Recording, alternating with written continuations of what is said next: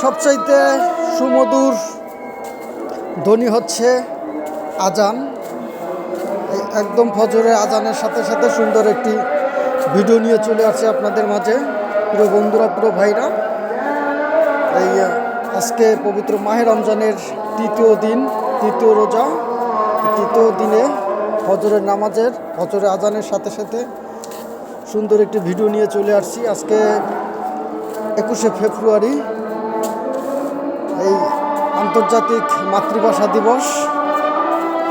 1952 সালে ভাষা শহীদদের প্রতি রইল বিনম্র শ্রদ্ধা এবং ভালোবাসা।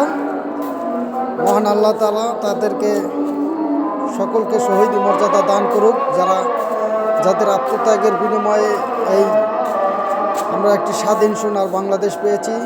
আমরা 1952 সালে আমাদের মাতৃভাষা, মায়ের মুখের মিষ্টি ভাষা, সেই বাংলা ভাষা পেয়েছি। সেই শহীদদের প্রতি বিনম্র শ্রদ্ধা এবং ভালোবাসা রইল। আজকে এই পবিত্র দিনে তাদের জন্য দোয়া এবং ভালোবাসা রইল।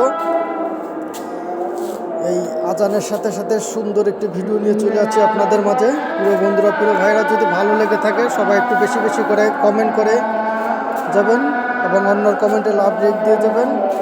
এবং সবাই এই ভিডিওটি ফর ইউতে যাবে। যারা আপনাদের কমেন্ট ভাইরাল করতে চান সবাই বেশি করে কমেন্ট করে সবাইকে সাপোর্ট করে যাবেন।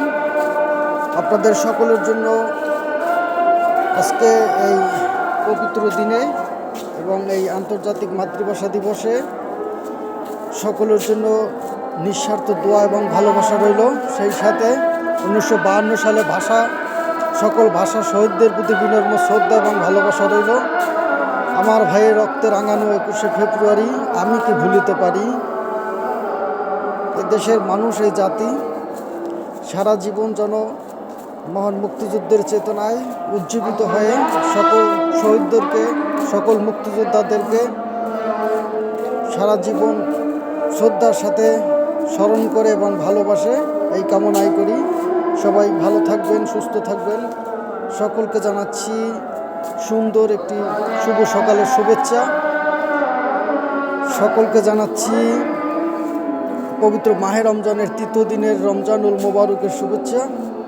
এবং সেই সাথে আজকে মহান 21শে ফেব্রুয়ারি আন্তর্জাতিক মাতৃভাষা দিবসের শুভেচ্ছা।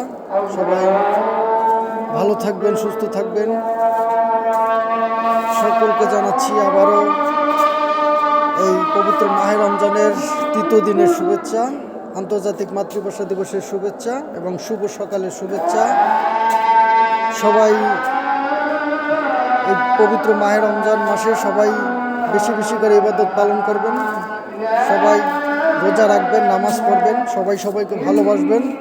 সকল হিংসা প্রতিহিংসা ভুলে গিয়ে, সকল সহিংসতা ভুলে গিয়ে, সকল ঝগড়া বিভেদ ভুলে গিয়ে সবাইকে আপন করে নেবেন, সবাইকে সাপোর্ট করবেন, সবাইকে ভালোবাসবেন। দুহাত ভরে সহযোগিতা হাত বাড়িয়ে দেবেন, দুহাত ভরে সকলকে দান করবেন।